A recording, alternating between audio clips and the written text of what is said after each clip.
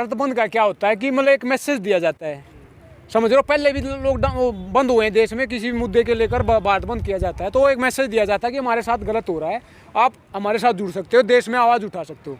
क्योंकि स्वस्थ लोकतंत्र होता है जो आवाज़ को वैल्यू देता है, जो सवाल होता है उसको वैल्यू देता है, उसको मतलब सेलिब्रेट करता है। लेकिन सवाल सेलिब्रेट नहीं हो रहा, आवाज़ सेलिब्रेट नहीं हो रही, तो एक मैसेज दिया जाता है कि इकट्ठे हो जाओ, देश में किसान खतरे में है आज। क्योंकि बोल रहे हैं केवल 6% किसानों का आंदोलन है, पूरा देश तो नहीं है यहाँ पे, मैं भी मानता हूँ उस बात को। हरियाणा, पंजाब, वेस्ट यूपी से ज़्यादा लोग हैं, हालांकि और भी लोग हैं, लेकिन क्या है कि गरीब किसान है वो, उनके पास पैसे नहीं है। अगर उनके पास पैसे होते तो आ जाते, वो ट्रेन नहीं चला रखी जानबूझ के, ट्रेन चलती तो यहाँ पे कुछ और हालात होते। तो इसलिए एक मैसेज दिया जाता है उसको इकट्ठा करने के लिए, जोड़ने के लिए, अवेयरनेस फैलाने के लिए, अलग जगाने के लिए कि ये गलत हो रहा है, उसके साथ खड़े हो जाओ।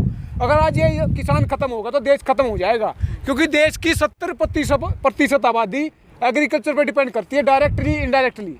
एग्रीकल्चर में और भी चीज़ें इंक्लूड होती हैं, उदाहरण के लिए फिशरी है, हॉर्टिकल्चर है, पोल्ट्री है, लाइफ स्टॉक है, ये खेती में इंक्लूड होते हैं। तो इसलिए एक मैसेज देना चाह रहे हैं हम कि देश की 70-80% आबादी एग्रीकल्चर पर डिपेंड है, 90 करोड़ खतरे में है, तो देश खत्म हो जाएगा। अभी भी मौका है, अभी भी चांस है कि हम इकट्ठा हो सकते हैं, आवाज़ उठा सकते हैं, एक जन आंदोलन, बड़े लेवल का आंदोलन बना सकते हैं। हालांकि बड़ा बहुत है, ये विदेशों तक आवाज़ जा रही है, लेकिन फिर एक और है ना, थोड़ा सा गांधी जी ने कहा था 1922 का आंदोलन सुना होगा ना अपने, चोरा चोरी घटना होगी थी, सहयोग आंदोलन वापस ले लेता 2 साल के बाद।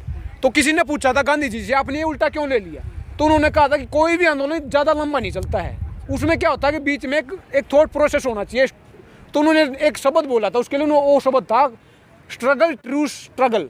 ट्रूस का मतलब है थोड़ा वेट करो फिर कूदो।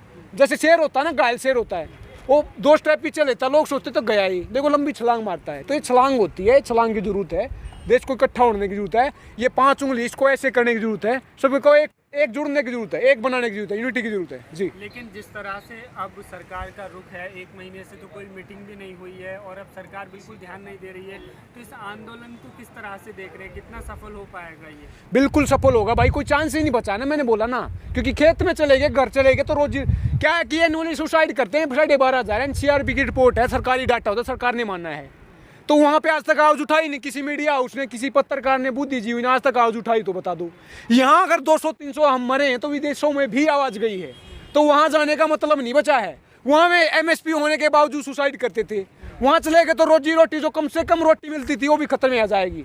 आज तमाम तरह की समस्याएं हैं किसान के पास, उसको बच्चे को फीस भरनी है, बेटी की शादी करनी है, घर नहीं है उसके पास, और भी बहुत सारी प्रॉब्लम है, उस सारी समस्याएं खतरे में आ जाएगा। अगर वो चलाएगा तो रोजी रोटी तो थी, कम से कम खाना तो मिलता था, वो खाना भी खत्म हो जाएगा, तो हम जाएंगे नहीं, कुछ भी हो जाएगा, हटने वाली बात नहीं है। और किसी के मन में अभी शंका है कि चले जाएंगे तो फिर खत्म होने के लिए जाओगे भाई साहब। के सांसद साक्षी महाराज जैसे वो कहते हैं किसान है ही नहीं, किसान तो खेतों में काम कर रहे हैं, ये दलाल हैं, दलाल कहा जाता है। अच्छी बात की आपने, दलाल कौन है ये? दलाल हमने नहीं, साक्षी महाराज। साक्षी सवाल मैंने बोला ना, आपका अच्छा सवाल पूछा है, सॉरी। तो मैं क्या बोल रहा हूँ, अच्छा वो जो आदमी दलाली किसी की और की करते हैं, पूंजीपतियों की करते हैं, हमें बता रहे हैं दलाल कौन है। अगर ये पहले बात बताओ ना, आप हमारी वोट लेके बैठे हैं, 90 करोड़ में बार बार बोल रहा हूँ, हमारी वोट लेके बैठे हैं। ये देश का चुनाव हो ना, जब 60 करोड़ लोगों ने वोट दी, 60 करोड़ लोगों ने, तो किसकी वोट थी? किसानों की वोट थी। तब नहीं बोला ना इनके खिलाफ, तब तो इन्हें खील बांटी ना।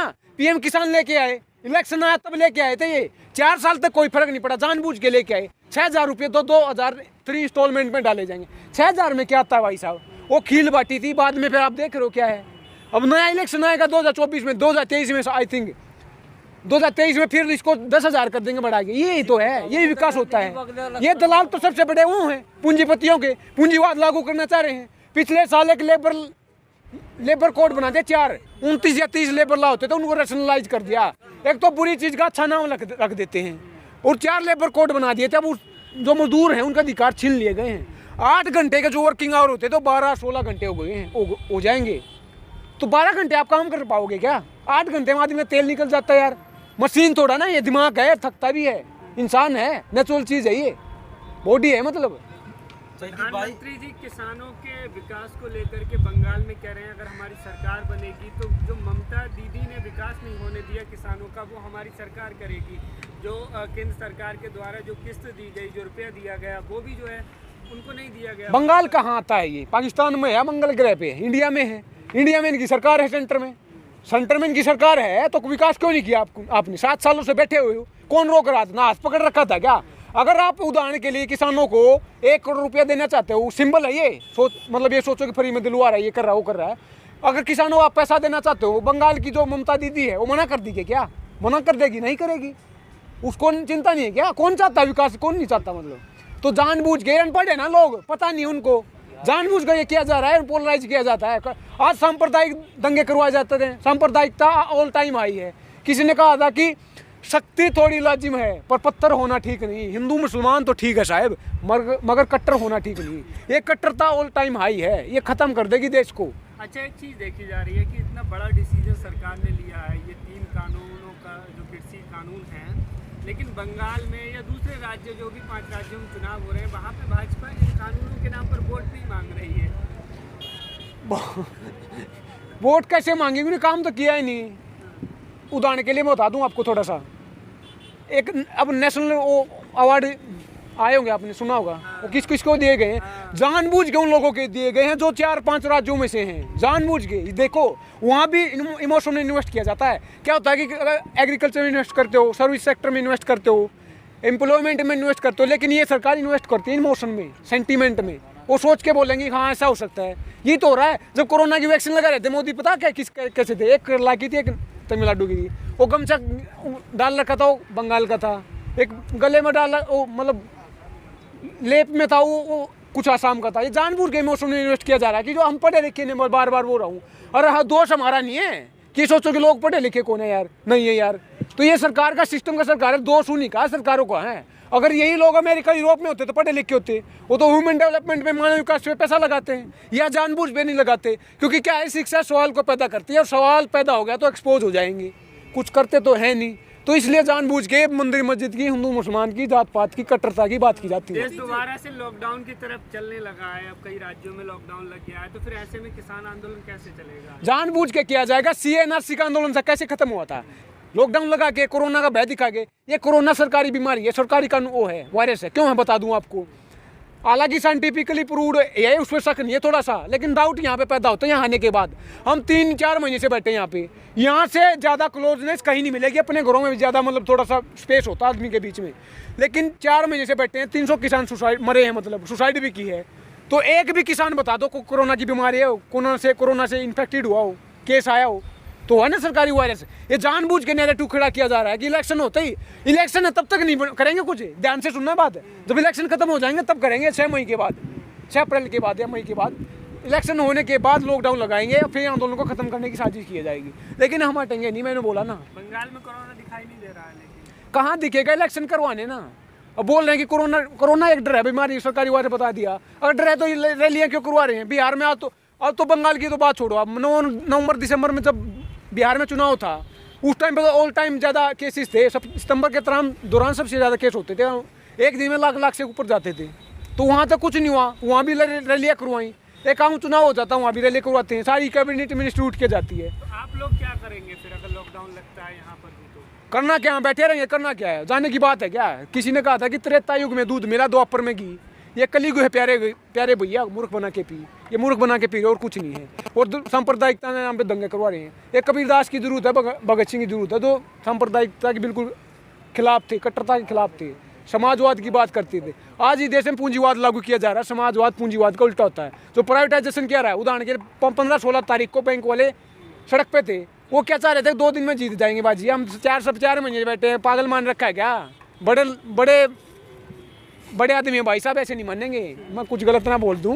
बिहार में सदन के अंदर भी जिस तरह से वहाँ पर हाथापाई हुई, विधायकों को घसीट कर बाहर निकाला गया, क्या वहाँ पर जो कानून थोपने की कोशिश की जा रही है? वहाँ की क्यों बात कर रहे हो? दिल्ली में क्या हो रहा है देख नहीं रहा? LG के साथ, LG को तो पैरेलल बाउट दे दिए गवर्नमेंट के सरकार के। तो आप चुन के क्यों बना रहे हो? तो जहाँ भी इनकी सरकार, NDA की सरकार है, वहाँ पे इनके साथ मिल के बैठे हैं। तो जानबूझ के तोड़फोड़ की जा रही है कि तोड़फोड़ से वोट आती है ना। कुछ दिखाना पड़ेगा, मसला दिखाना पड़ेगा। ये असला बारूद ये तैयार किया जा रहा है, देश को खत्म किया जा रहा है धीरे धीरे। लोकतंत्र खत्म है, बिल्कुल खत्म है। संविधान की धज्जियां उड़ा दी। आपने सुना नहीं 2019 में क्या किया था? CNRC धर्म के आधार पर नागरिकता। आज किसान खतरे में। कल नौजवान जंतर मंतर पे आप भी गए होगे ना, SSC वाले, रेलवे वाले, UPSC वाले सब आंदोलन कर रहे हैं। मजदूर भी आंदोलन कर रहे हैं पिछले साल से। खुश कौन है इस देश में?